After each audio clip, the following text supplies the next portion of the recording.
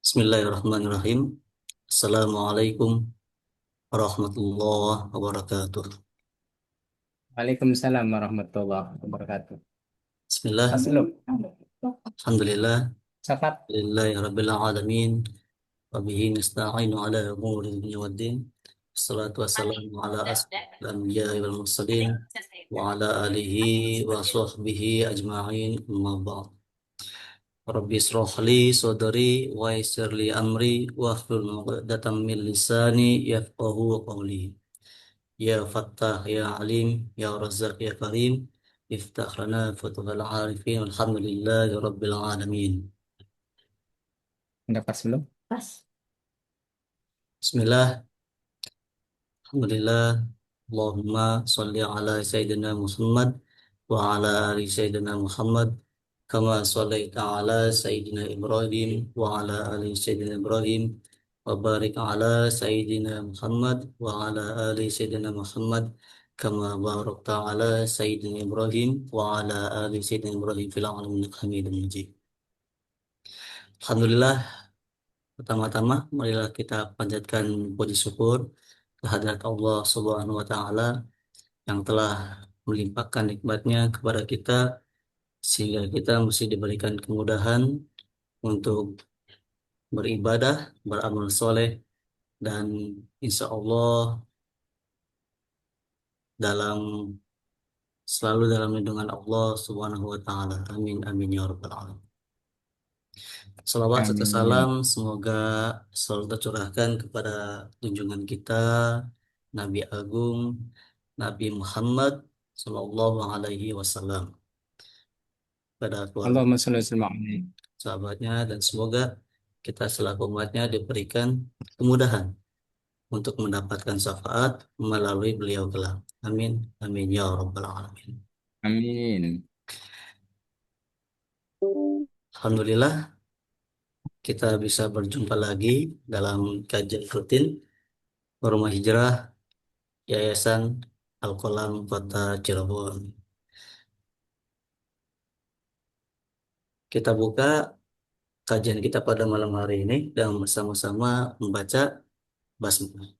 Bismillahirrahmanirrahim. Bismillahirrahmanirrahim. Yang sama-sama kita hormati, kita muliakan guru kita semua, Ustadz Agung, yang pada kesempatan kali ini sudah bergabung, Masya Allah, luar biasa. Semangat sekali Bapak Ustadz. Alhamdulillah, Masya Allah. Alhamdulillah, mudah-mudahan Kang Ustaz. Bismillah. Semoga ilmu yang disampaikan dapat bermanfaat dan menjadi barokah untuk kita semua. Amin. Amin ya rabbal alamin. Baik, Bapak Ibu Amin. yang kami hormati, semoga dalam kurang lebih 1 jam ke depan kita diberikan kemudahan, diberikan kelancaran untuk menyimak bersama-sama ilmu yang luar biasa pada kajian spesial malam hari ini, yaitu tentang Isra Mi'raj. Walaupun mungkin belum bertepatan langsung gitu kan 27 Rajab, insya Allah 1-2 hari ke depan gitu. Tapi nggak apa-apa, kita kajian malam hari ini, kajian spesial Isra Mi'raj, ridho Allah Subhanahu wa Ta'ala dalam kehidupan keluarga melalui sholat. Nah, salah satu hadiah dari Rasulullah yang diberangkatkan Isra Mi'raj oleh Allah yaitu tentang sholat, Bapak Ibu. Jadi kita akan meraih ridho Allah tentunya dalam kehidupan keluarga melalui hadiah Isra Mi'raj Nabi Muhammad yaitu tentang sholat. Baik Bapak Ibu, mungkin kita langsung saja untuk materinya supaya tidak terlalu larut malam seperti ini. Karena mungkin tidak semuanya dari waktu Indonesia Barat nih Pak Ustadz. Iya, Iya. Mungkin ada ada sebagian, Indonesia Timur, tengah juga ya. mungkin ada sebagian juga Baik. yang udah jam 9 gitu kan hari ini atau mungkin Eh, masuk. iya. Iya, jadi supaya Iya. tidak larut malam, mungkin kita langsung saja dimulai untuk kajian Oke, pada siap. ya yang sama-sama kita hormati Pak Ustadz Agung. Untuk materinya kami persilahkan. Baik, terima kasih Kang Ustadz. Assalamualaikum warahmatullahi wabarakatuh. Waalaikumsalam warahmatullahi. Bismillahirrahmanirrahim. Alhamdulillahirabbil alamin wal aqibatu lil wala udwana illa 'alal zalimin. Asyhadu an la ilaha illallah al malikul haqqul mubin wa asyhadu anna Muhammadan abduhu wa rasuluh. Shadiqu adil amin. Allahumma shalli ala sayyidina Muhammadin wa ala alihi wa sahbihi ajma'in. Amma ba'du. Yang saya hormati Kang Ustadz Bang, Kang Ustadz Bang, Kang Ustadz Adib, Kang Ustadz, Kang Ustadz Muhammad Adib, dan yang sama-sama kita muliakan semua para peserta, ya peserta kajian ya pada malam ini yang semoga semuanya mendapatkan ridho dari Allah Subhanahu Wa Taala. Ya, baik mengawali kajian ini kita baca surat Al-Fatihah terlebih dahulu. Semoga barokah dari bacaan surat Al-Fatihah. Kita semua semoga panjang usia fito atilah. Amin. Semoga kita semua mendapatkan ridho dari Allah Subhanahu wa taala. Amin. Semoga dengan barokah bacaan surat Al-Fatihah kita semua keluarganya menjadi orang ahli sholat semua. Amin. Semoga bahagia di dunia, bahagia di akhirat. Amin. Al-hadini wa kulli amalin sholihah. Al-Fatihah. A'udzu billahi minasyaitonir rajim. Bismillahirrahmanirrahim. Alhamdulillahirabbil alamin. Arrahmanir rahim. Maliki yaumiddin. Iyyaka na'budu wa iyyaka nasta'in. Ihdinas siratal mustaqim. Siratal ladzina an'amta 'alaihim ghairil maghdubi 'alaihim waladdallin. Rabbi fil amin. Baik, Bapak-bapak, Ibu-ibu, para jamaah, eh, kita mulai. Bapak doakan yang ikut live, yang ikut on cam, yang lagi punya hutang, semoga diberi kemampuan oleh Allah untuk bayar hutang hingga lunas. Ya, maka yang on cam, ya silakan on cam, ya diharapkan dan Bapak doakan semoga memperoleh ilmu yang bermanfaat dengan rezeki yang berlimpah yang on cam. Ya, baik. Kita bicara tentang kajian, ya kajian Isra Mi'raj ya. Jadi Isra Mi'raj itu kalau dilihat dari segi bahasa sih, Isra itu artinya ya perjalanan malam hari. Ya, kalau Mi'raj itu artinya naik. Jadi diharapkan orang-orang tuh pada melakukan perjalanan. Ya, perjalanan di malam hari. Kok di malam hari? Ya, kalau bisanya malam hari ya malam hari. Kalau bisanya siang hari. Ya, dan kemudian Mi'raj naik. Ya, kualitas dan kuantitasnya naik. Ya, cuma yang di sini ya di sini eh, kalau mengadopsi dari ayat atau surat Al-Isra, A'udzubillahi minasyaitonirrajim. Bismillahirrahmanirrahim. Subhanalladzi asra bi 'abdihi lailan minal masjidil haram ilal masjidil aqsal ladzi barakna haulahu min eh, alladzi barakna haulahu linuriyahu min ayatina innahu was-sami'ul basir. Yang artinya wallah alam bimuradi hanya Allah yang tahu. Ya. Jadi perjalanan di malam hari, di malam hari ya itu tuh eh, Allah Subhanahu wa taala menceritakan apa yang pernah terjadi yang mana Allah mengisra dan memi'rajkan Rasulullah dari Masjidil Haram ke Masjidil Aqsa. Iya. Untuk apa? Ya, untuk linuriyahu, ya linuriyahu min ayatina supaya eh, Allah memperlihatkan tanda-tanda kekuasaan Allah itu. Jadi kalau lagi ceritanya sih ya, kalau cerita ya. Jadi pada satu malam Rasulullah ada di sekitar Ka'bah gitu, datang malaikat Jibril.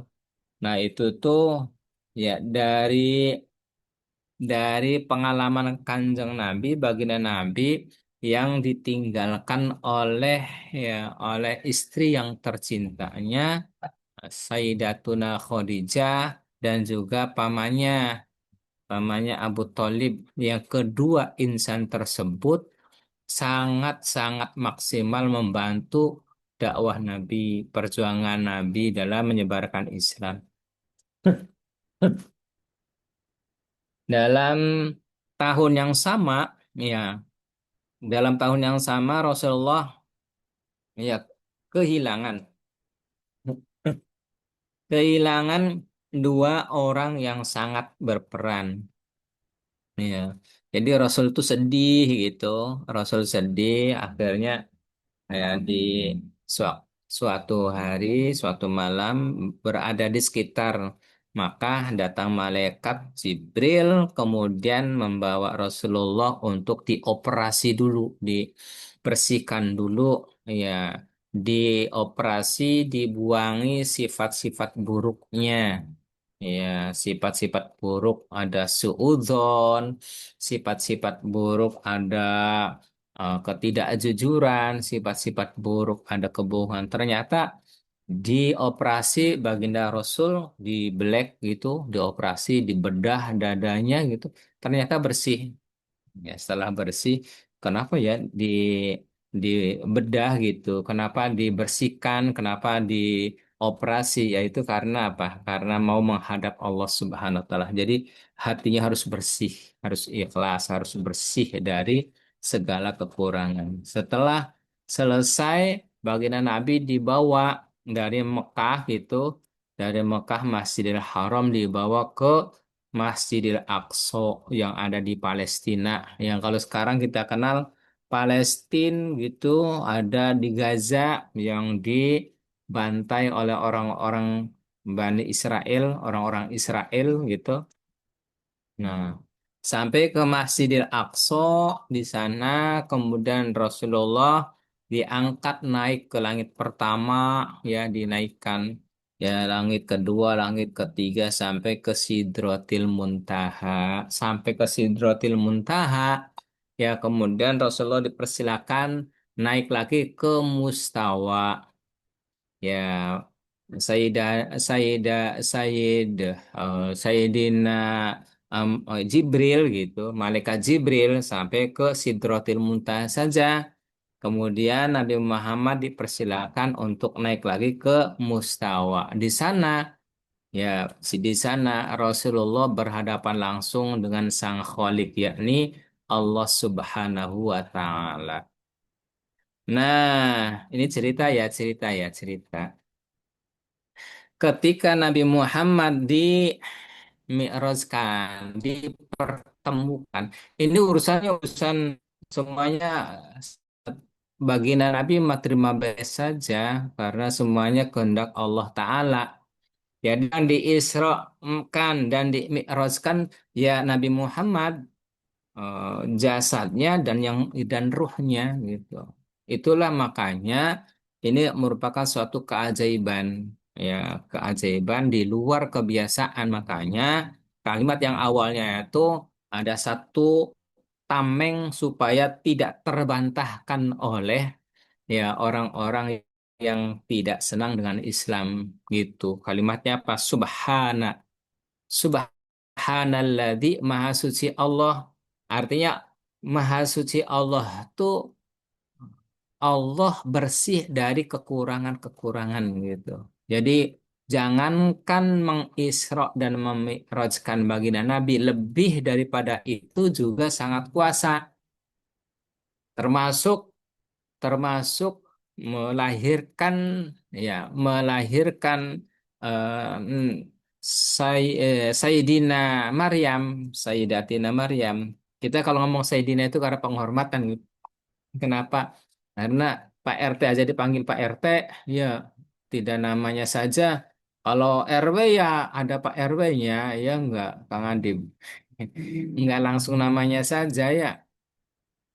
Kita nggak bilang kalau Pak Prabowo itu jangan ngomong Pak Prabowo-nya aja. Pak Presiden lah, hormatilah gitu. Ya, Pak Wali Kota gitu. Namanya siapa? Ya siapa saja kita hormati. Ya, jadi kita menghormati juga ya Sayyidatuna Maryam ya itu hamil tanpa suami. Beneran ini bukan hasil zina, bukan. Itu sangat kuasa ya. Kemudian ya melahirkan Nabi Isa alaihissalam. Itu suatu keajaiban yang sangat luar biasa. Termasuk masih kecil bayi Nabi Isa bisa ngomong. Gitu. Itu kekuasaan-kekuasaan itu makanya kalimatnya Subhana, Maha Suci Allah, Subhanalladzi. Ya, Asro yang memperjalankan ya Allah ini memperjalankan bi abdihi terhadap hambanya Allah. Siapa ya Nabi Muhammad. Kalau abdun di situ ya termasuk include include ya jiwanya, ya rohnya dan juga jasadnya. Gitu. Kapan? Lailan di waktu malam minal Masjidil Haram dari Masjid Haram, masjid di Makkatul Mukarramah, ilal Masjidil Aqsa sampai sampai di Masjid Aqsa ya di Palestina. Alladzi barokna yang telah kami berkahi kata Allah haulahu di sekitarnya. Jadi di sekitarnya itu Masjid Aqsa itu sudah Allah beri keberkahan di sekitarnya itu. Termasuk termasuk masjid Masjid Makkatul Mukarramah juga di diberi keberkahan oleh Allah Ta'ala. Nah itu tuh linuriyahu supaya kami ya perlihatkan kepada Nabi Muhammad min ayatina dari sebagian kecil saja tanda-tanda kekuasaan Allah. Innahu sungguhnya Allah, huwa Allah itu as-sami'u dat yang maha mendengar, al-basiru dan maha mengetahui. Ya, kurang lebihnya begitu artinya. Jadi Nabi Muhammad tuh di Isra Mi'rajat diisrokan dan dimi'rajkan itu ya badannya dan ruhnya. Hmm. Nah, itu sudah ada kendali ya untuk antisipasi bantahan-bantahan dari orang-orang yang tidak senang Islam diawali dengan Subhanalladzi Maha Suci Allah. Gitu. Nah, di sana lanjutkan ceritanya. Nabi Muhammad itu diisrokan, diperjalankan oleh Allah. Jadi diperjalankan bukan berjalan sendiri. Nabi Muhammad tuh diperjalankan oleh Allah untuk melakukan perjalanan malam. Tentunya dengan siapa? Dengan malaikat Jibril.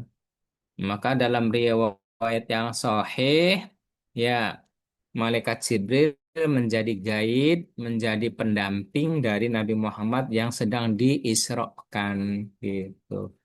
Nah, Nabi Muhammad di sana banyak pengalaman-pengalaman spiritual.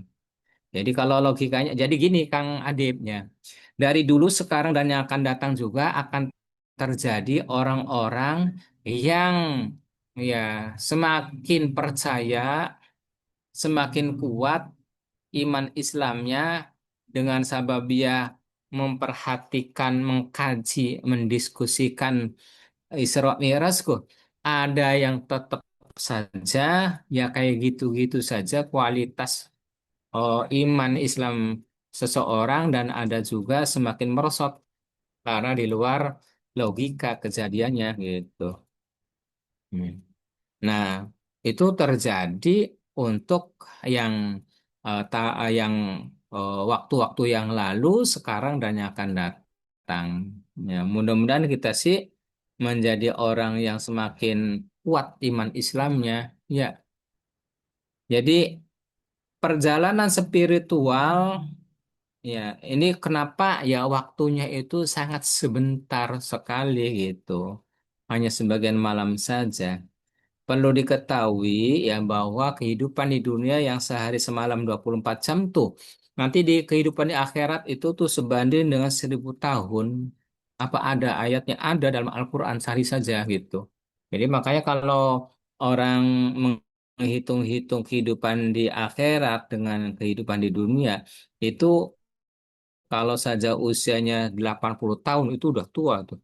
Itu tuh hanya hanya 1 jam setengah saja hidup di dunia ini. 1 jam setengah itu tuh untuk masa kecil, remaja, dewasa, dan untuk ibadahnya ya itu sebagian kecil saja dari aktivitas-aktivitas tidur. Tidurnya saja berapa jam? Mungkin ada 6 sampai 8 jam. Ya. Belum kerjanya, belum dagangnya, aktivitas urusan duniawianya. Sholat sih paling sholat subuh berapa menit gitu dengan wirid dan doanya ya sebentar. Sholat tahajud juga sebentar. Sholat duha sebentar. Duhur, asar, maghrib dengan doa dan dengan wirid dan doanya sebentar. Ngaji Quran sebentar. Yang banyak mas lainnya. Tapi itu tuh include hanya 1 jam setengahan kurang lebihnya. Kalau usia 80 tahunan tuh. Apalagi kayak gini nih sebentar, paling 1 jam. Kadang-kadang ikut ngaji, ikut dengerin gitu. Ya. Jadi kehidupan di akhirat itu tuh sangat luar biasa, Kang Adib. Ya. Jadi kita lanjutkan ceritanya ya. Jadi Kanjeng Nabi tuh dalam perjalanan tuh ya ada orang gitu. Ada orang membawa kayu bakar, ya, kemudian merasa keberatan karena banyaknya kayu bakar yang dipanggul, yang diangkat, ya. Kemudian, ya, dia merasa keberatan, jatuh, bukannya dikurangi, tapi ya malah ditambah lagi gitu. Ya, saat itu baginda Nabi merasa ini unik sekali nih orang nih. Kayaknya penasaran pengen nanya nih kepada Malaikat Jibril. Wahai Malaikat Jibril, itu ada orang yang seperti itu tuh. Itu menunjukkan apa, ilustrasi apa, gambaran apa. Kata Malaikat Jibril itu tuh Muhammad. Ya, gambaran umatmu yang sudah banyak amanat, jadi ketua DKM, ya, jadi RW, jadi RT, jadi tokoh masyarakat, jadi guru, jadi keamanan dan itu diterimain baik, ya diterimain baik. Semakin berat ada yang nawarin amanat diterima lagi, itu nih. Ya, ya kayak begitu itu tuh. Ya, jadi akhirnya baginda Nabi faham, oh gitu. Nah, dalam salah satu pengalaman perjalanan Isra-nya, ya diisrokannya Nabi Muhammad dari Mekah ke Baitul Maqdis. Ada lagi, ya ceritanya ada orang, ya lidahnya tuh, ya menjulur, dipotong dengan gunting, menjulur lagi dipotong, potong lagi. Ini nih ibaroh apa lagi wahai Jibril, kata malaikat Jibril, izin jawab, oh, ya Rasulullah, kata, ini nih orang dai ya yang oh, gampang ngomongnya tapi susah mengamalkannya, nggak diamalkan gitu. Ada lagi ya orang wanita itu tuh ditusuk dari ubun-ubun hingga ke bagian bawah gitu kayak sate. Ini sih apa? Ini tuh orang yang biasa melakukan zina yang tidak taubat-taubat katanya. Ada lagi ada wanita yang sudah tua kemudian manggil-manggil Nabi Muhammad, ya Muhammad. Ya Muhammad, ya, dia wanita itu sudah tua tapi ya menggunakan perhiasan-perhiasan di lengan kanan dan kirinya gitu, pakai perhiasan yang emas. Nah, Nabi tidak menengok, nanya tuh kepada malaikat Jibril, wahai Jibril itu siapa? Itu tuh menunjukkan dunia ini setua itu, semakin tua tuh semakin ya lengkap aksesorisnya pada bangun, ya rumahnya bangunnya bagus-bagus dan lain seterusnya. Nah, itu cerita-cerita di antaranya tuh begitu. Nah, kayak ceritanya panjang nih Kang Adib. Kita ringkas saja ya. Ya. Nah, sampailah Nabi Muhammad itu ke nah, kata tadi itu ke Baitul Maqdis, naik langit satu, kedua sampai ke Sidratil Muntaha, sampai ke Sidratil Muntaha, Nabi Muhammad tuh ya dipersilakan menghadap pada Allah ya di mustawa ya menghadap di mustawa menghadap Allah tuh bukan berarti Allah bertempat di mustawa gitu. Allah tidak membutuhkan tempat. Cuma saat itu ceritanya begitu. Nah, karena Nabi Muhammad ini belum tahu, belum diajari gitu oleh Allah bagaimana menghormati Gusti Allah. Kalau menghormati ketemu dengan sahabat Abu Bakar, Umar, Utsman, Ali kepada istrinya, yaitu saling menghormati tuh ketika ketemu tuh Assalamualaikum. Waalaikumsalam. Hmm. Assalamualaikum. Semoga keselamatan senantiasa terlimpahkan untukmu. Dijawab demikian juga Anda. Semoga keselamatan terlimpahkan dari Allah untukmu. Gitu. Nah ini sih menghadapnya tuh dengan Gusti Allah. Jadi Rasul bingung saat itu bingung apa yang harus dilakukan. Nah, kemudian Allah memberikan ilham menyampaikan at-tahiyatul mubarakatus sholawatut thayyibatulillah. At-tahiyatu segala kehormatan, al-mubarakatu segala keberkahan, Hmm. At-tahiyatu mubarakatu as-sholawatu segala ya sholawat itu kalau datangnya dari Allah namanya rahmat, kalau sholawat yang datangnya dari namanya roh, kalau datangnya dari manusia namanya doa. Yang dimaksud dengan innallaha wa malaikatahu yusalluna ala nabi. Ya ayyuhalladzina amanu sallu alaihi wasallimu taslima. Itu innallaha sungguhnya Allah Subhanahu wa taala innallaha wa malaikatahu dengan malaikat-malaikatnya Allah yang jumlahnya miliaran semuanya yusalluna ala nabi semuanya bersolawat kepada nabi. Nah, solawatnya Allah namanya rahmat. Kalau salawatnya malaikat namanya maghfirah. Malaikat memohonkan ampun untuk Nabi Muhammad.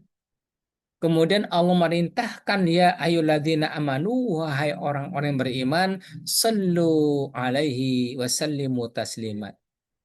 Bersolawatlah Anda semua ya untuk Nabi dengan solawat yang sempurna. Nah, gitu.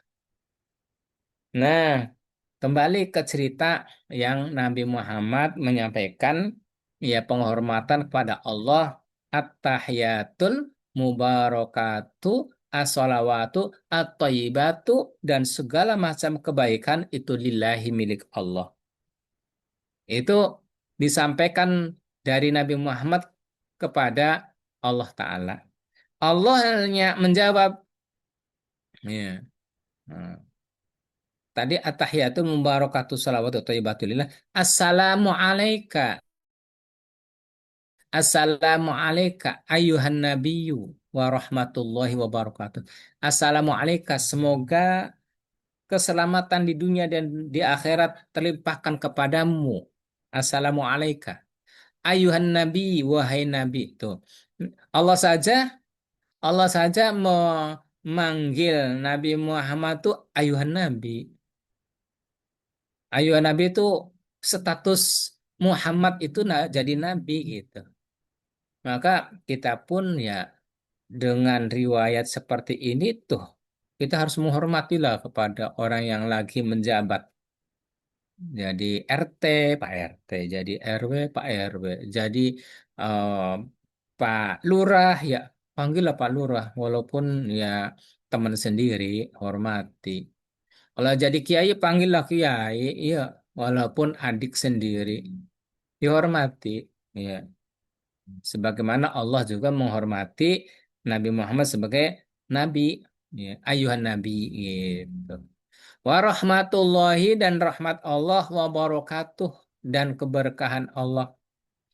Nah, Nabi Muhammad tuh disampaikan salam juga dari Allah tuh. Menjawabnya bukan untuk sendiri saja. Assalamu alaina wa ala ibadillahi solihin. Assalamu alaina, semoga segala keselamatan terlimpahkan kepada kami. Kami itu Nabi Muhammad, keluarganya, dan para pengikutnya, umatnya. Wa ala ibadillahi solihin, dan juga semoga keselamatan itu terlimpahkan kepada ibadillahi solihin, hamba-hamba yang soleh-soleh semuanya. Tuh, gitu. Nah, dari percakapan Allah dengan Nabi Muhammad tuh disaksikan oleh malaikat. Apa kata malaikat? Asyhadu an la ilaha illallah wa asyhadu anna Muhammadar Rasulullah.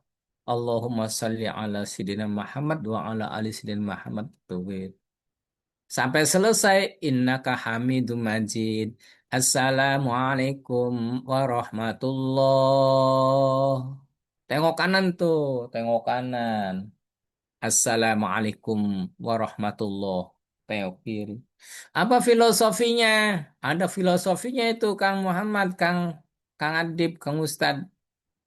Ya, ketika seorang Muslim membaca salam, Assalamualaikum warahmatullah, itu wahai kaum muslimin, siapapun Anda, apakah Anda Muhammadiyah, apakah Anda orang NU, apakah Anda orang Persis, apakah Anda orang Wahabi, apakah Anda orang Syiah, siapapun Anda, ataupun orang lain, non-Muslim, Assalamualaikum warahmatullah. Anda semua aman dari kejahatan diriku. Gitu. Jadi harus seorang Muslim itu harus memberikan keamanan dan kenyamanan kepada orang yang ada di sekitar kita. Iya. Jangan non-Muslim kemudian dibenci, itu nggak aman, nggak nyaman. Demikian juga Assalamualaikum warahmatullah. Wahai orang-orang yang ada di sekitar saya, yang ada di sebelah kiri dan belakang, Anda semuanya aman dari ya, dari kejahatan-kejahatan diriku. Gitu filosofinya tuh. Jadi orang Muslim sih menjadi orang-orang yang rahmatan lil alamin, orang-orang yang memberikan keamanan dan kenyamanan terhadap orang yang ada di sekitarnya.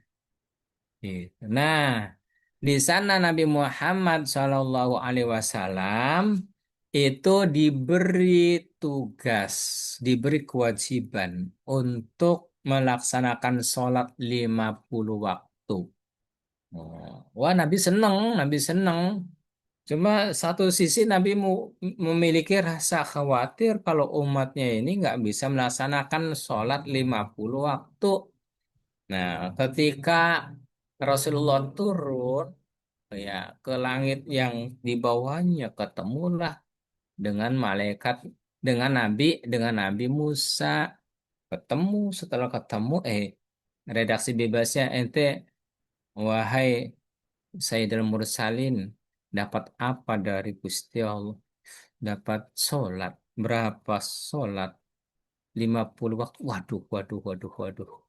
Bersyukurlah, bersyukur mah bersyukur, tapi umatku waktu diperintahkan ya untuk ibadah itu pada nggak kuat, ya. Suruh sholat tuh pada nggak kuat. Kalau saran saya sih, Anda ya Nabi Allah, kembali pada Allah, minta keringanan. Oh gitu dah. Iya, apalagi umatmu itu kecil-kecil, umatku yang gede-gede saja banyak yang nggak kuat melaksanakan perintah Allah. Ya sudah, saya kembali kurang, dikurangi 5 waktu, ya jadi tinggal 45. Balik lagi, ketemu lagi, dapat berapa diskonnya? 5 waktu. Waduh, balik lagi saja menurut saya sih. Minta diskon, kasihan umatmu. Akhirnya balik lagi, bolak-balik saja tuh sampai tinggal 5. lima waktu. Lima waktu itu ya subuh, duhur, asar, maghrib, isya. Nah, suruh balik lagi. Masih berat tuh. Ya Nabiullah kembali minta diskon kepada Allah supaya dikurangi. Malu udah berapa kali bolak-balik. Kira-kira redaksi segitu. Tapi lima waktu. Coba saja kalau kitanya ya 50 waktu Nabi Muhammad nerima saja apa yang diperintahkan oleh Allah 50 waktu. Kayaknya berabe Kang Ustad. Baru azan, qomat, sholat jamaah, datang lagi waktu yang baru lagi. Sholat lagi, ya kemudian wirid, doa, baru selesai, datang lagi waktu berikutnya. Jadi nggak ada untuk nyari makan, tidak ada waktu untuk kumpul dengan keluarga, apalagi orang lain. Ya. Jadi dengan hikmah yang lima waktu itu tuh, ya kita kualitasnya sama dengan 50 waktu. Dan pahalanya untuk Nabi Muhammad ini sangat luar biasa. Ya, kalau kalau umat zaman dulu sih ya kalau melakukan amal soleh yang satu ya pahalanya satu. Kalau dosa ya dosanya satu. Kalau Nabi Muhammad sih dilipat-lipat gandakan gitu. Jadi yang satu ya kalau sholat itu pahalanya satu. Tapi kalau sholatnya dilakukan secara berjamaah itu akan dilipat gandakan oleh Allah 27 derajat gitu. Benar atau tidak Al-Fatihahnya ya jadi makmum udah dihitung oleh malaikat ini sholatnya jamaah 27 derajat gitu. Tapi kalau sholatnya sendirian itu pahalanya ya satu dan itu pun kalau benar bacaan-bacaan rukunnya, bacaan sholatnya, bacaan Al-Fatihahnya. Kalau nggak benar ya dianggap tidak sholat gitu. Makanya diharapkan sih kita semua tuh sholat fardunya dilakukan secara berjamaah karena pahalanya dilipat gandakan oleh Allah 27 derajat. Apa ada hadisnya adalah kata Rasulullah 14 abad yang lalu mengatakan sholatul jamaah. Ya, sholatul jamaah tafzulu min sholatil fadzi bisab'in wa isrina darajat. Orang, ya redaksi bebasnya, orang yang sholat fardunya dilakukan secara berjamaah, maka itu akan lebih unggul dibanding dengan sholat yang sendirian. Berapa selisihnya? Bisab'in wa isrina darajat. Ya, itu selisihnya 27 derajat gitu. Kalau sholatnya kita dilakukan sholat berjamaah. Bagaimana kalau sholat? Ya tadi ada bahasa-bahasa minal masil haram ilal masil aqsa. Jadi orang yang sholatnya ya dilakukan di Masjidil Haram, di Makkatul Mukarramah, itu yang satu rokat itu tuh sebanding dengan 100.000 rokaat gitu. 100.000 Kang Ustad, luar biasa. Hmm. Walau kalau ini mah kalau yang namanya kalau saja sholat satu rokat saja, tapi dilakukannya di Masjidil Haram, itu sebanding dengan sholat 100.000 di luar Makkatul Mukarramah. Gitu. Bagaimana dengan sholat di Masjidil Aqsa? Siapa orangnya yang sholat di Masjid Aqsa, yang satu rakaat itu sebanding dengan sholat 500 rakaat. Yang satu rakaat itu sama dengan 500 rakaat di luar itu. Di Indonesia, di Malaysia, di mana-mana. Bagaimana juga kalau sholat yang dilakukan di Masjid Kalau di Masjid Nabawi, siapa orangnya yang sholat satu rakaat saja, yang dilakukan di Masjid Nabawi di Masjid Nabawi, masjidnya Nabi Muhammad itu sama dengan 1.000 rakaat di tempat yang lain. Oh. Makanya ada cerita begini Kang Andip, ya ada orang, ya orangnya sih ya bukan santri sih, orang yang biasa, ya belajar agamanya juga ya asal asal belajar gitu. Nah, tadinya di Indonesianya itu nggak sholat jamaah, biasa biasa main gaplek gitu, ngerti gaplek nggak, remi gitu, remi. Ya. Itu ketika sholat, ketika ikut umroh gitu. Hmm. Kemudian setelah pulang umroh tuh, ya itu dia biasa gitu, main gaple gitu, remi ya remi gitu. Nah, kemudian kata tetangga ustadznya memang belum berangkat umroh ya, lagi masih ngumpulin duit rupanya ya. Nah, diingetin, Pak Haji, ya, Pak Haji. Ada Pak Haji, panggilnya Pak Haji walaupun umur Pak Haji aja. Ya, doa sih doa. Sampean kan sudah pernah ke sana, ya umroh. Kenapa sampean main gaplek lagi, main remik lagi, gitu.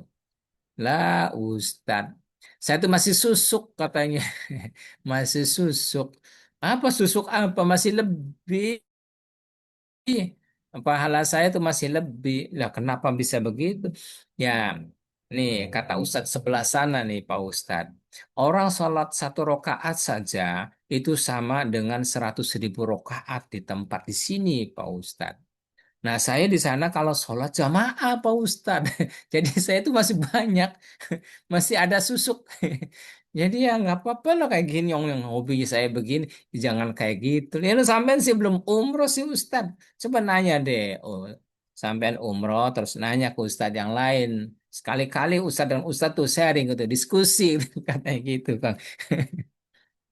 Jadi ya sholat itu ya kalau dilakukan di Masjid Nabawi itu ya di Masjid Nabawi itu 1.000 kali gitu. Kalau di Masjidil Haram itu 100.000 kali. Kalau dilakukan sholatnya itu di Masjidil Aqsa itu 500 kali lipat. Nah, kok 1 rakaat saja sama dengan 100.000? Emang ada Kang Ustadz sholat cuma 1 rakaat?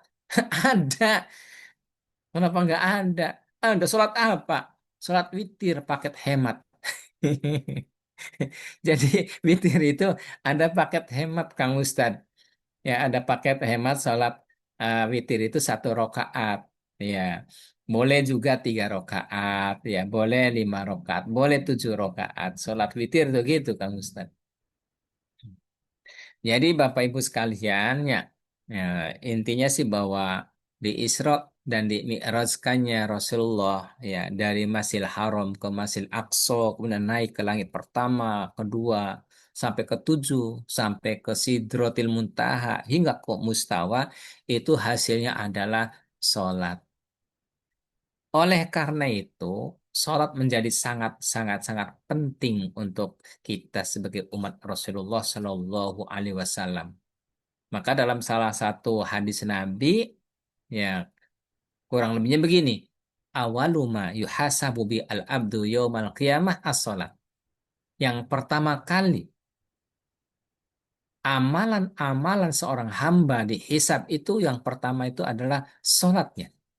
Idza soluhat ketika salatnya dianggap benar nih, soluhat sairu amali, maka amal-amal yang baiknya itu dianggap benar, dianggap diterima oleh Allah Ta'ala. Wa idza fasadat ketika solatnya itu rusak, maka fasada sairu amali, maka amal-amal soleh yang lainnya itu dianggap tidak diterima. Tuh, makanya solat ini menjadi suatu hal yang sangat penting. Ya, lalu bagaimana solat ini? Ya, solat ini kata kata salah satu hadis mengatakan inna solata tanha anil fakhsya'i wal munkar. Sesungguhnya pelaksanaan sholat ini akan mampu mencegah perbuatan keji dan mungkar. Jadi bagi orang yang sholatnya benar sih, ya sholatnya khusyuk, akan mampu mencegah perbuatan keji dan mungkar. Tapi ketika seorang itu sholat, tapi oh ya suka nipu, suka bohong, suka nggosob, merugikan orang lain, melakukan kemungkaran, itu yang harus dievaluasi itu adalah sholatnya. Yang jelas kalau sholatnya benar sih tanha anil faksya'i wal mungkar akan mampu mencegah perbuatan keji dan mungkar. Jadi rupanya sholatnya sholat yang khusyuk itu tuh Kang Ustadz. Bagaimana supaya sholatnya itu khusyuk? Ya, pada saat sholat, ya kita berusaha maksimal. Yakinkan Allah Subhanahu Wa Taala ada di depan kita, melihat Allah ini melihat kita. Allah itu kita yakin nih, Allah itu mendengar apa yang kita baca dan Allah itu menjawab bacaan-bacaan yang kita baca. Gitu. Jadi kalau kalau dalam satu hadis qudsi ya disebutkan kalau kita membaca Alhamdulillahirabbil alamin itu Allah itu akan menjawabnya hamadani abdi hambaku memujiku. Ketika kita membaca Iyyaka na'budu wa iyyaka nasta'in kepadamu saja ya Allah kami menyembah dan kepadamu saja ya Allah kami minta pertolongan, maka saat itu juga Allah menjawab, ya, abadani abdi hambaku memujiku. Hadza baini wa bainal abdi. Ini antara aku dan hambaku. Wali abdi masa'ala. Bagi hambaku apa yang ia minta. Artinya apa yang diminta oleh hamba, Allah kabulkan. Dalam hadis yang lain disebutkan kalau saja nih, kalau saja semua manusia kumpul jadi satu, termasuk jin-jin. Kenapa jin? Ya memang banyakkan jin daripada manusia itu, Kang Ustadz. Kalau jin itu usianya panjang-panjang. Kalau manusia paling usianya paling 60, 70, 80. Ada yang panjang. Sunan Gunung Jati dalam satu sejarah itu 120 tahun usianya. Sunan Gunung Jati. Sunan Gunung Jati itu Syekh Syarif Hidayatullah. Nah, usianya 120 tahun. Tapi rata-ratanya sih usia tuh ya antara 70-80 lah. Gitu. Usia 60, 70-80 tahun. Nah, itu rata-ratanya gitu. Ya. Jadi usia manusia rata-ratanya usia 60, 70, 80 tahunan kurang lebihnya segitu. Kalaupun 90 juga sudah sakit-sakitan. Ya. Nah, itu kita beribadah pada Allah, ada kita sholat pada Allah. Ya, itu tuh, ya Allah tuh melihat kita menjawab, ya menjawab bacaan-bacaan sholat kita. Gitu. Jadi kita kalau kalau pengen dibimbing oleh Allah Ta'ala, kita sholatnya harus khusyuk. Bagaimana sholat khusyuk? Sholat khusyuk itu ya sholat yang kayak tadi tuh. Ya pada saat kita sholat tuh kita yakinkan bahwa Allah itu ada di depan kita, ya melihat, mendengar dan menjawab bacaan-bacaan sholat kita. Dan dengan demikian insya Allah sholat kita akan menjadi khusyuk. Ketika sholat kita khusyuk, kita akan mampu mencegah perbuatan keji dan mungkar. Gitu. Jadi dengan sholat itu, ya, dengan sholat itu banyak orang melakukan penelitian, semakin bagus sholatnya, semakin sejahtera orangnya. Jadi kalau orang yang sholatnya kurang khusyuk, kurang bagus, kadang sholat, kadang tidak, itu tuh potensi kurang sejahtera, kurang duit, potensi punya utang banyak, kira-kira gitu. Ya, jadi kalau kalau kita pengen banyak dititipi oleh Allah Ta'ala, sejahtera, ya perbaiki dulu sholatnya, ya karena di dalam sholat itu sangat luar biasa bacaan-bacaannya. Dari awal hingga akhir itu banyak doa. Dari ya dari niat, niat itu ya dalam hati niat itu kita dilafalkan itu supaya bisa narik konsentrasi supaya khusyuk. Usolli fardhu zuhri arba'a rakaatin mustaqbilal kiblati, kalau makmumnya makmum, kalau imamnya imam, Kalau sendiriannya, sendirian. Lillahi ta'ala, Allahu Akbar. Nah, sudah tuh kalau sudah mulai Allah Akbar tuh setat tuh mulai tuh. Nggak boleh melakukan lain-lain kecuali sholat. Nggak boleh mikirin kemana-mana. Nggak boleh mikirin hutang. Nggak bakalan lunas hutang itu kalau hanya dipikirin. Hutang itu kalau lunas itu kalau dibayarin. Kira-kira gitu. Ya. Nah, start mulai Allah Akbar ya kemudian kalau mau doanya Allahumma ba'id baini wa baina khotoyaya kama ba'ata bainal masyriq wal maghrib boleh. Walhamdulillah katsira subhanallah bukrata wasila ila akhirih juga boleh. Kedua-duanya ada dari Nabi. Termasuk juga ketika baca ruku Subhana rabbil azimi wa bihamdi ada dalilnya. Kalau selain itu juga ya, ada dalilnya. Jadi dalilnya banyak. Ya tidak perlu kita saling menyalahkan. Yang terpenting kita sholat dan tahu dalilnya dari mana. Yang satu ada kunutnya sholat subuh boleh. Tidak ada kunutnya juga boleh. Benar, yang penting kedua-duanya orang muslim itu tahu dalilnya. Baturan ya tidak boleh pasea. Kira-kira gitu Kang Ustadz. Jadi dengan sholat ini nih akan mampu mencegah perbuatan keji dan mungkar dan akan mampu menjadikan orang tersebut sejahtera. Sejahtera di dunia, sejahtera di akhirat. Gitu. Jadi nanti di alam kubur tuh, Kang Ustadz, di alam kubur kan kita kan lagi transit di alam dunia nih.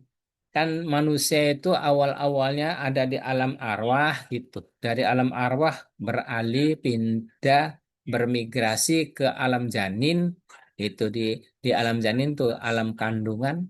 Dari alam kandungan kemudian pindah lagi ke alam dunia.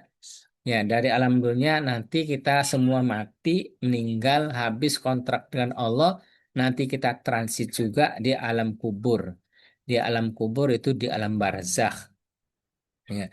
Nanti kita akan mengalami eh, sebelum bangkit semuanya mati semua, ya, semuanya mati kecuali Allah Ta'ala yang tidak mati. Malaikat juga mati semua. Ketika sudah semuanya mati semua, yaumul kiamat namanya. Nanti kalau dibangkitkan lagi semua itu namanya yaumul ba'ats. Dibangkitkannya semua makhluknya Allah Ta'ala. Nanti dijadikan satu namanya di alam mahsyar. Manusia akan dipertanggungjawabkan ya apa yang pernah dilakukan waktu di dunia. Kemudian di mizan itu ditimbang, ada masaknya itu manusia semuanya dihisab, kemudian ada manusia yang eh, masuk ya ke sorga atau neraka. Kira-kira begitu kurang lebihnya. Nah, nanti kita ketika ada di alam barzakh ya menjadi teman kita. Kalau sholatnya sholat asal-asalan, kalau sholatnya ya tidak benar, kalau sholatnya kebut-kebutan tidak khusyuk akan datang ya sholat itu ngepret wajah kita. Kepret, kepret. Anda siapa? Ya, saya lagi saat sendirian kayak ini, saya diberanikan. Anda siapa? Aku adalah sholatmu yang kau lakukan dengan asal-asalan, nggak khusyuk. Gitu. Orang sholat saja kayak begitu, kalau asal-asalan. Tapi ada sebaliknya, seorang muslim yang di alam kuburnya itu dia sendirian, datang itu makhluk yang cerah, wajahnya makhluk yang membawa aroma, yang bikin aman dan nyaman. Assalamualaikum. Waalaikumsalam warahmatullahi wabarakatuh. Anda siapa? Aku adalah sholatmu yang Anda lakukan secara khusyuk, secara maksimal, secara optimal, secara bermutu, berkualitas dengan khusyuk. Jadi teman hidupnya di alam barzakh. di alam kubur tuh alam, ya alam transit di situ belum belum terjadi, belum ada di sorga. Manusia saat ini belum ada yang ke sorga, masih ada di alam kubur semuanya dari zamannya Nabi Adam hingga ya umatnya Nabi Muhammad. Ya, nah, lagi nunggu semua nanti kalau sudah terjadi kiamat, yaumul kiamah, kemudian yaumul ba'ats, alam mahsyar, alam hisab, alam mizan, nanti ada yang suka solawat, yang suka solawat kepada Nabi nanti akan diberi kekuatan kesempatan untuk meminum talaganya Rasul, namanya Al-Kautsar. Itu nanti Allah berikan sebagai balasan hidup di dunianya, kemudian masuk surganya Allah Ta'ala. Nah, begitu kira-kira Kang Ustadz jam 9 di sini, di Cirebonnya. Ya, barangkali mau ada yang mau bertanya, silakan kita sharing bersama. Itu saja Kang Ustadz, mudah-mudahan bisa difahami, bisa dimengerti, bisa dilaksanakan, bisa dioptimalkan sehingga kita menjadi manusia-manusia insanul kamil, manusia yang sempurna, manusia yang taat pada perintah agama, ya orang menjadi orang-orang yang bisa melaksanakan sholat dengan khusyuk sehingga kita senantiasa dibimbing oleh Allah pada jalan yang benar. Itu saja Kang Ustadz, jika ada kekurangan ya itu karena kesalahan saya sendiri. Mohon maaf jika ada sesuatu yang saya sampaikan itu benar, itu sebenarnya datangnya dari Allah Subhanahu wa Ta'ala. Itu saja, barangkali ada yang bertanya, mangga silakan Kang Ustadz. Baik, Alhamdulillah, syukron, katsiron kami ucapkan kepada guru kita, Pak Ustadz Agung ya, yang sudah menyampaikan materinya luar biasa. Sekarang lanjut ke sesi berikutnya, yaitu diskusi dan tanya jawab. Seperti biasa, barangkali Bapak Ibu ada yang ingin ditanyakan, boleh bertanya melalui mikrofonnya, diaktifkan, boleh. Atau bisa juga dituliskan di kolom chat Zoom, seperti biasa. Enggak, Bapak Ibu.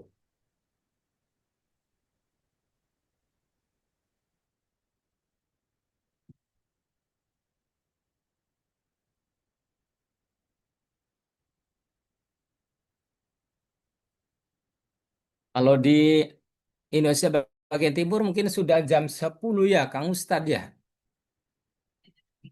Bisa jadi mungkin, Pak Ustadz. Hmm, ya sudah malam. Tapi kalau di Arab sih kalau jam 10 11 tuh masih matanya masih melek Kang Ustadz. Siangnya tuh banyak yang tidur kalau orang-orang Arab. Ini mangga Bapak Ibu barangkali ada yang bertanya. Atau mungkin Kang Ustadz sharing diskusi.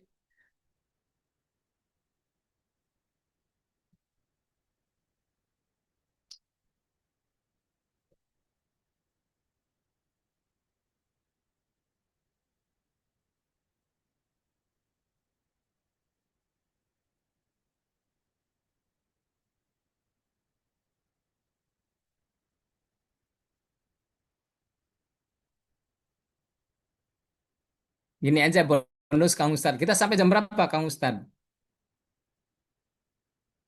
Sebentar lagi mungkin, Pak Ustadz. Mungkin kalau ada pertanyaan kita diskusi dulu. Kalau misalkan nggak ada, mungkin bisa kita tutup seperti itu. Nggih, nggih. Oke. Nggih, mangga Kang Ustadz. Nggih, nggih.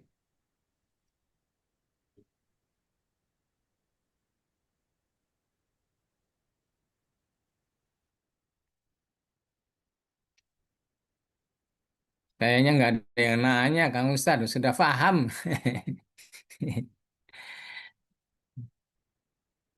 Masya Allah, Alhamdulillah.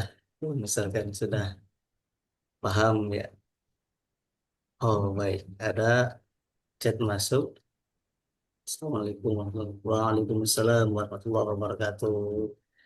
Mangga Bapak Taufik.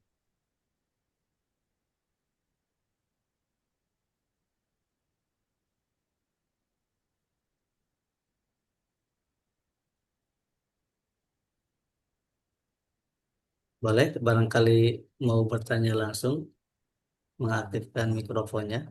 Silakan.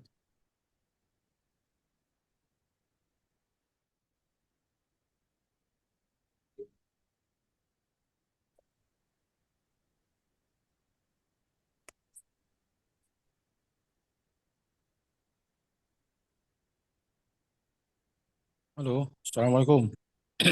Waalaikumsalam. Waalaikumsalam warahmatullahi wabarakatuh. Ya, tuh. Ya, maaf Pak Ustadz, saya dari Palembang, Muara ini. Mau nanya, boleh Ustadz? Mangga, Bapak. Nggih, boleh, Bapak. Ya, ya. Mungkin di luar konteks atau acara kita malam ini mungkin Ustadz ya. Tapi ini menjadi apa? Menjadi sebagai ganjalan dalam hati gitu ya. Kan kita ini kan diwajibkan untuk menuntut ilmu agama gitu Ustadz ya.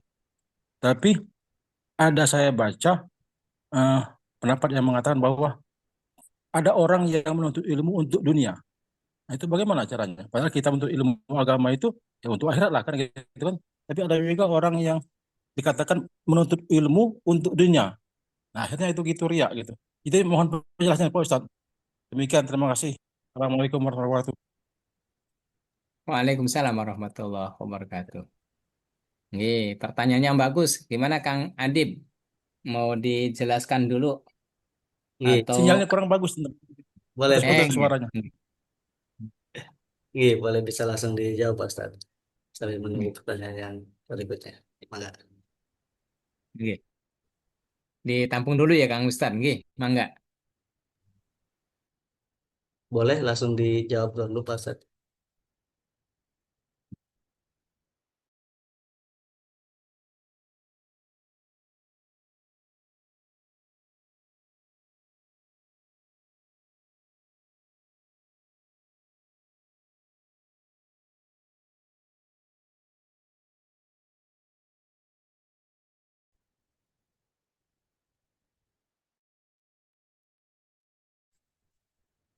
Ya maaf Pak Ustadz, mungkin kurang jelas atau gimana. Di tempat kami sinyalnya kurang bagus sinyalnya. Lagi apa? Sering putus-putus sinyalnya. Jauh soalnya. Nggih, Bapak. Kita Ya, tunggu, Pak Ustaz.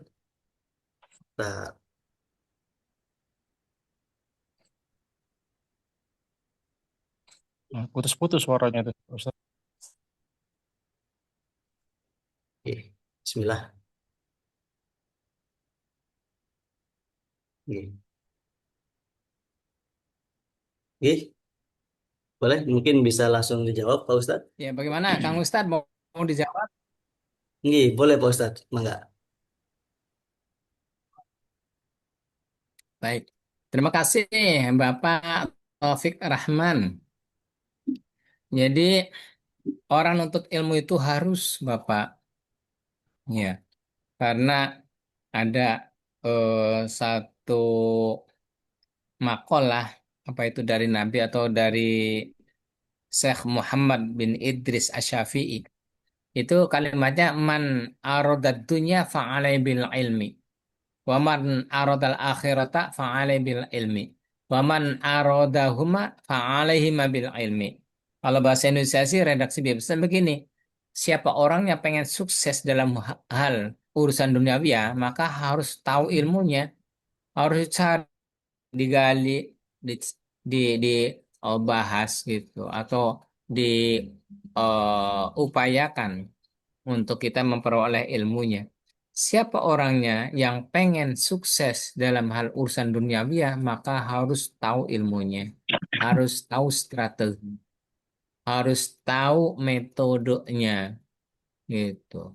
Demikian juga barang siapa yang pengen sukses dalam urusan akhirat, ya, ilmu.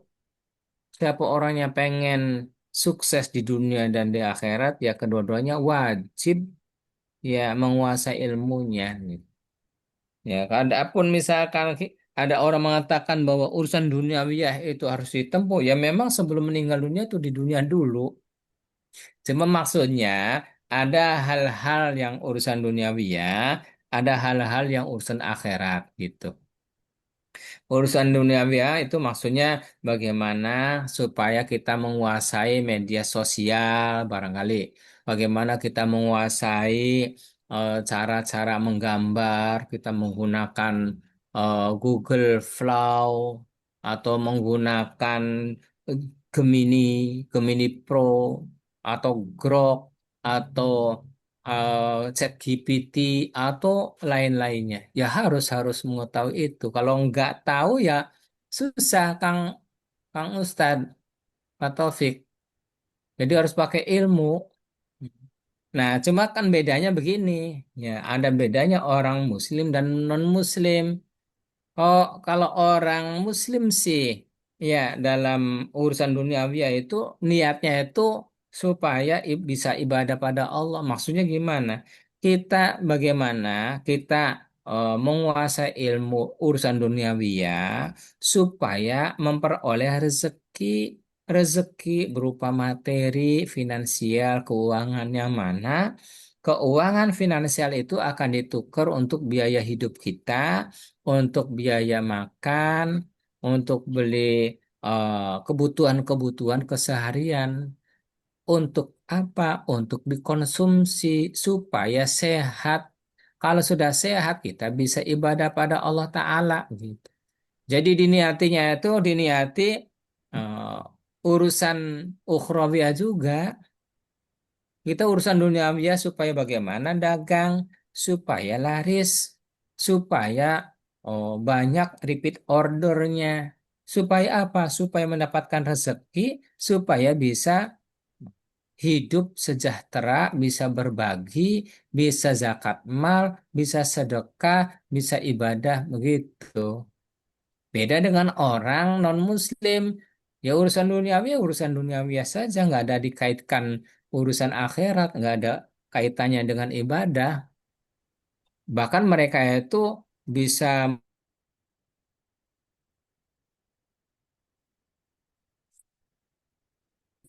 zero, kosong, zong gitu.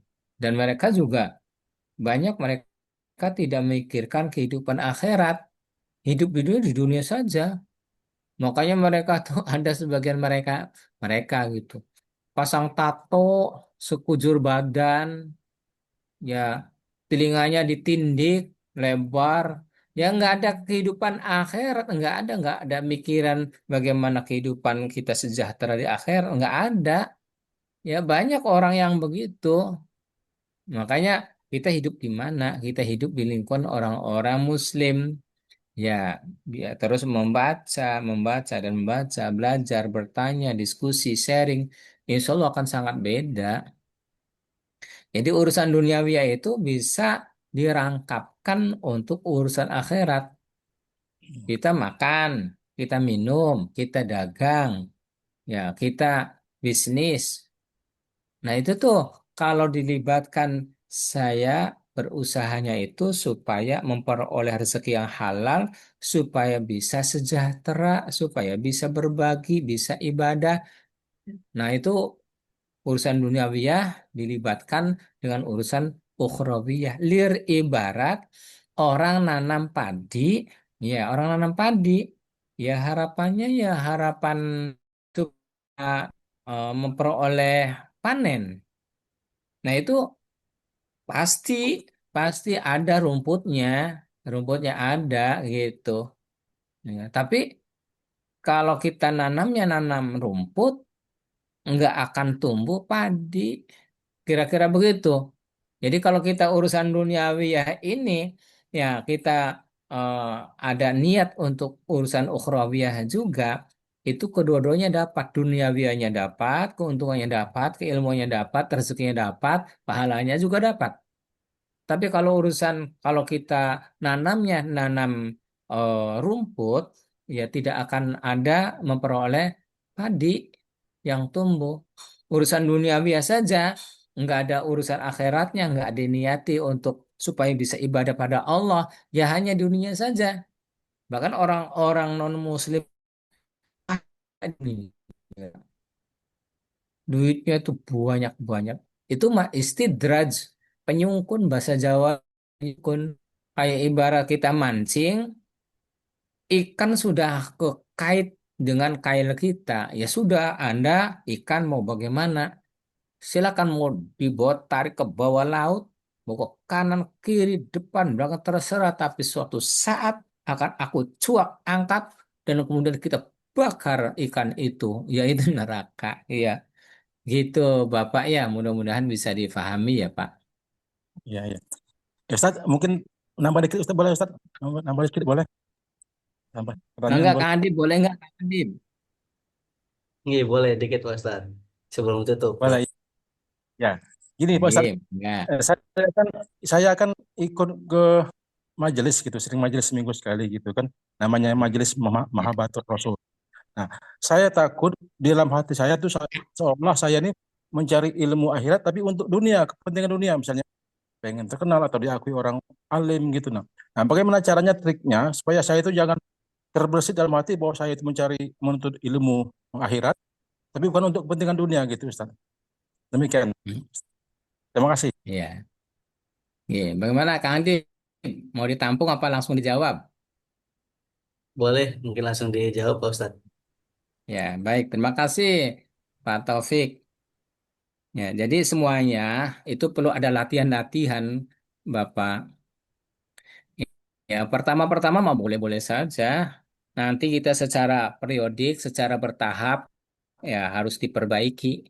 Sama hanya kita sholat. Kita kalau sholat hanya apa yang dilakukan oleh imam, ikuti saja. Ya, ikuti saja. Nanti kalau sudah sering-sering kita melakukan perubahan-perubahan, diperbaiki bacaan sholatnya, diperbaiki makhorijul hurufnya, diperbaiki sujudnya kayak apa, rukunya kayak apa, dan lain seterusnya. Demikian juga ketika kita awal-awal mengikuti pengajian di Majelis Taklim, ya yang penting ikut dengerin saja dulu. Awal-awal supaya orang pada tahu bahwa saya ini adalah orang yang lagi belajar benar, ya nggak apa-apa. Gitu. Ya, nanti sedikit demi sedikit berubah, berubah, berubah. Karena di situ Allah akan memberikan hidayah. Allah akan memberikan pertolongan. Walladzina jahadu finna lanahdiyannahum subulana. Kurang lebihnya begitu. Walladzina Ya, jahadu dan orang-orang yang sungguh-sungguh fina dalam agamanya Allah lanahdiyannahum sungguh kami akan memberikan petunjuk kepadanya subulana terhadap jalan-jalan kami gitu. Jadi Bapak ya nanti sambil jalan diperbaiki. Ini akan ada perubahan-perubahan asal asal kitanya mau ada masukan-masukan karena ada satu kebiasaan Kang Ustadz. Ya. Orang-orang yang hubbud dunya, ya cinta berlebihan dalam urusan duniawi ya, itu akan menyebabkan qaswatul qulub. Hatinya itu keras gitu. Ya, karena apa? Karena kalau sudah keras itu dia itu akan karohatul maut, akan benci terhadap kematian. Atau alurnya gini, orang-orang yang hubbud dunya, cinta yang berlebihan kepada urusan duniawi ya, itu akan karwatul maut. Karwatul maut itu benci terhadap kematian. Ah ngomong apa mati-mati gitu. Kalau ada orang cerita tentang kematian tuh, innalillahi wa inna ilaihi rajiun. Iya, saya mah wis percaya saya mah panjang umur lah gitu. Dinasihati itu nggak mempan, nggak terak gitu. Karena apa? Karena karwatul maut kemudian dengan karwatul maut itu menjadi qaswatul qulub. Qaswatul qulub itu artinya hatinya itu keras, nggak mau menerima nasihat baik dari orang lain. Nah, itu nanti akan menyebabkan ya tidak mau menerima nasihat-nasihat orang lain. Nah, itu disebabkan karena cinta dunia yang berlebihan.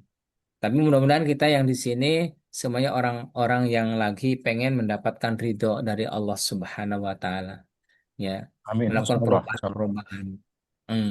Insya Allah ya. Sehat Oh, ya. selalu ya, Bapak Alhamdulillah. Topik. Ya, alhamdulillah. Ya. Terima kasih Ustaz penjelasannya. Terima kasih. Oke. Semoga berkah. Ya. Sami-sami, Bapak. Oke, semoga berkah ya, Pak. Amin. Amin. Amin. Assalamualaikum warahmatullahi wabarakatuh. Waalaikumsalam warahmatullahi Waalaikumsalam warahmatullahi wabarakatuh. wabarakatuh.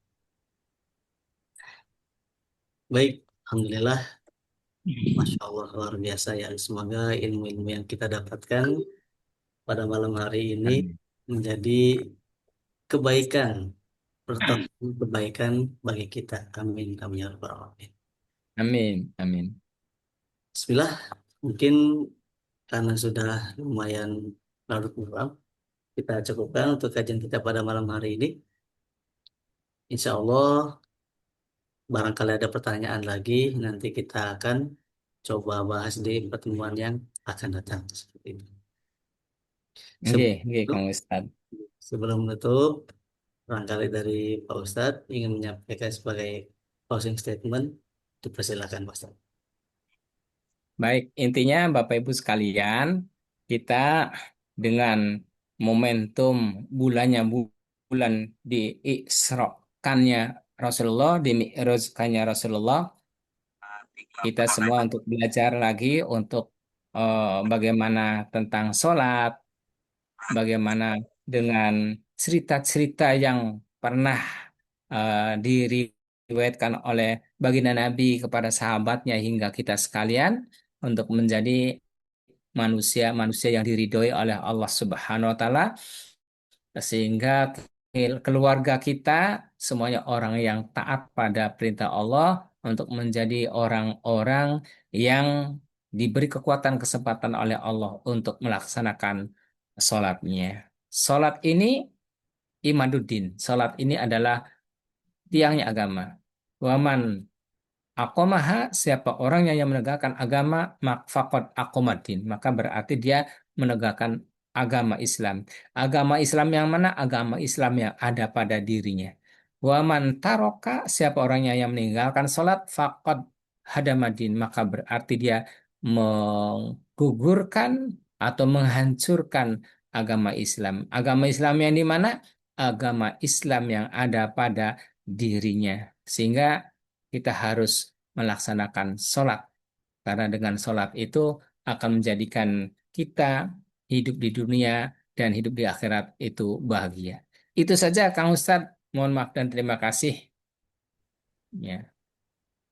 Gih, Alhamdulillah, sekian kasiron kami ucapkan kepada guru kita, Pak Ustadz Agung, sudah menyampaikan materinya, Masya Allah. Alhamdulillah, kita sudah berada di ujung acara. Semoga ilmu-ilmu yang kita dapatkan pada malam hari ini dapat kita amalkan dengan baik di kehidupan kita ke depannya. Amin, amin ya rabbal alamin. Amin. Kita tutup untuk kajian kita pada hari ini dengan bersama-sama membaca hamdalah dan doa kafaratul majelis. Alhamdulillahirabbil Alhamdulillah Rabbil Alamin. alamin. Subhanakallahumma wa bihamdika. Asyhadu an la ilaha illa anta astaghfiruka wa atubu ilaik. Terima kasih. Terima kasih Ron, Bapak Ibu. Mohon maaf bila ada kesalahan. Semoga kita diberikan kemudahan untuk berjumpa lagi pada kajian berikutnya. Amin. Amin ya rabbal alamin. Amin. Amin. Kami akhiri. Wassalamualaikum warahmatullahi wabarakatuh. Waalaikumsalam warahmatullahi wabarakatuh. Kon Bapak, Baik, saya izin Kang Ustadz. ini Pak Ustaz. Saya izin. Enggak, Ini. Assalamualaikum. Waalaikumsalam warahmatullahi wabarakatuh.